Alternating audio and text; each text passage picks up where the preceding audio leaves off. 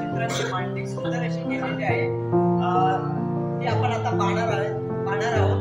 तत्पूर्वी जे कलाकार आहेत त्या कलाकारांची मी ओळख करून आपल्याला देत आहे. नमस्कार.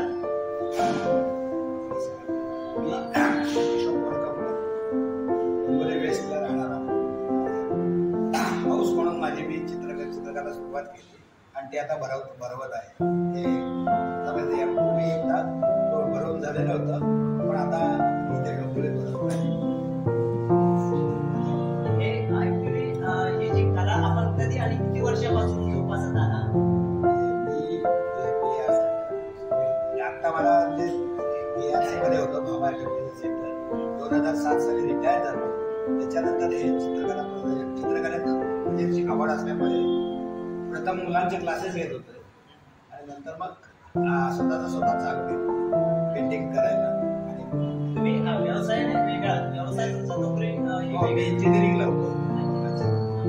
हे करत करत तुम्हाला हे अचानक या कलेमध्ये नाही लहानपणापासूनची आवड होती आणि स्वामींचे फोटो काढल्यानंतर जास्त आणखी निर्माण झाले.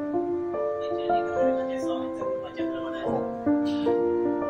त्याने प्रेरणा दिली आपल्याला आणि निसर्गाची जास्त मला आता पाहण्यात आता दिसतंय की संपूर्ण निसर्ग चित्र दिसत आहे. हो. या हॉलमध्ये जे कला प्रदर्शन ठेवलेलं आहे मॅडम या कलाकारांनी, तर हे संपूर्ण चित्र जे दिसत आहे ते एकंदरीत निसर्ग जीवन प्रवास सगळं शिक्षण पारनेरला झालं.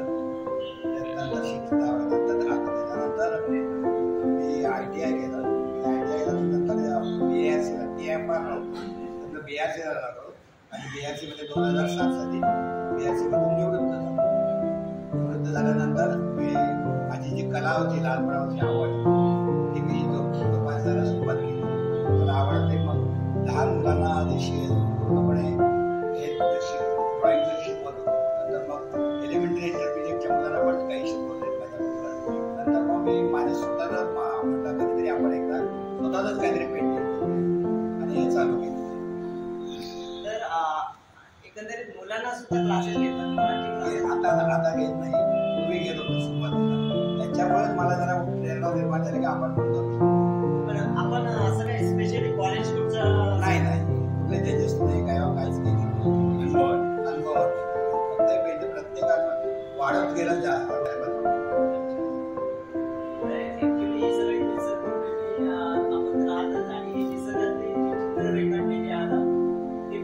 असं वाटतं की एखाद्या तज्ञ किंवा एखाद्या चांगल्या कॉलेजमध्ये शिकलेल्या एखाद्या विद्यार्थ्यांच्या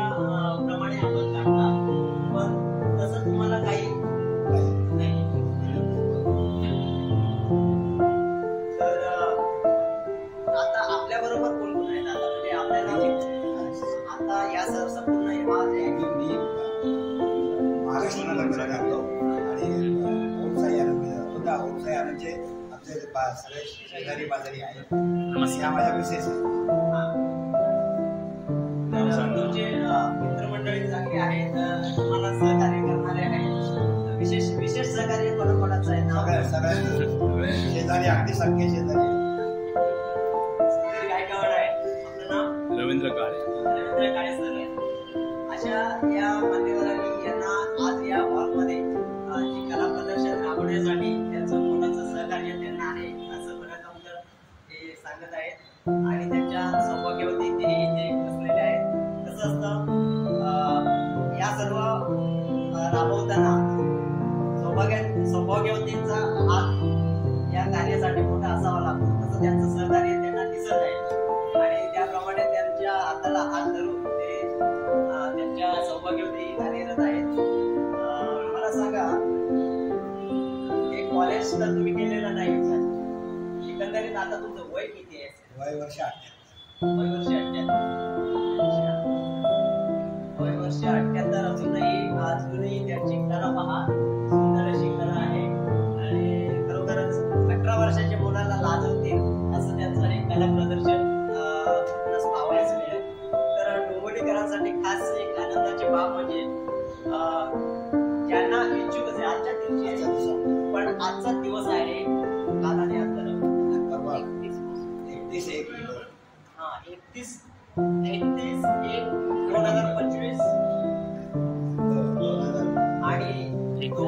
आणि 2/1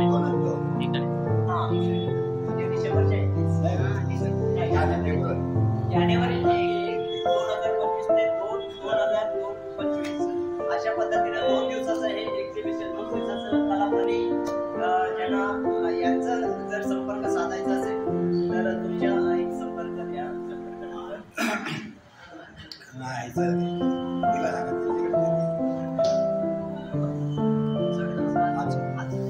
त्यांची मिसेस आहे, माझा नंबर आहे, नंबर नाव सांगा. आरती वडगावकर माझं नाव. माझा नंबर आहे 93418080.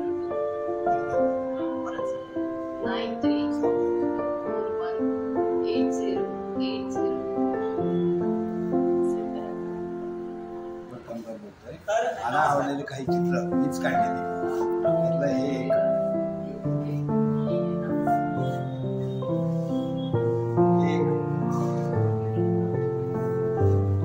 अशी सगळीच आवडते. आणि ते मोठं एक इथून जा. आणि ते तिकडचं पण तिकडचं खालचं आहे ना टेबलावरचं.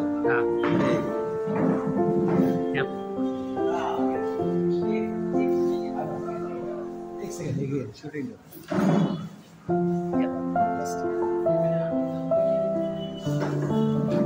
हे का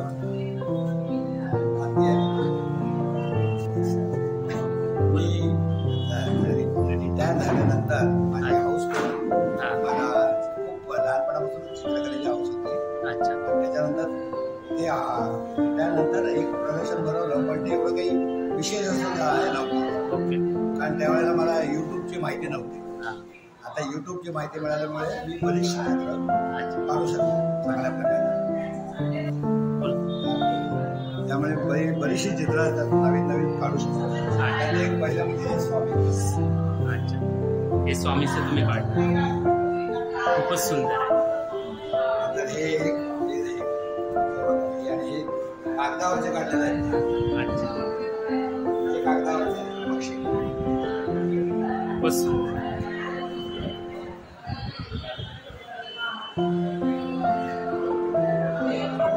आता नवीन एक प्रकार केला आहे, तो दाखवतो तुम्हाला.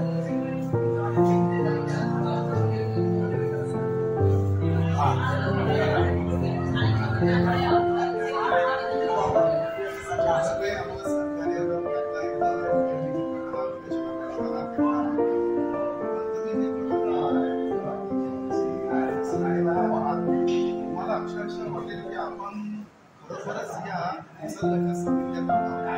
हे चित्र पाहताना आपण आपल्या स्वतःला होऊन जातो. इतकी सुंदर त्यांची चित्र कोणताही ड्रेस नसताना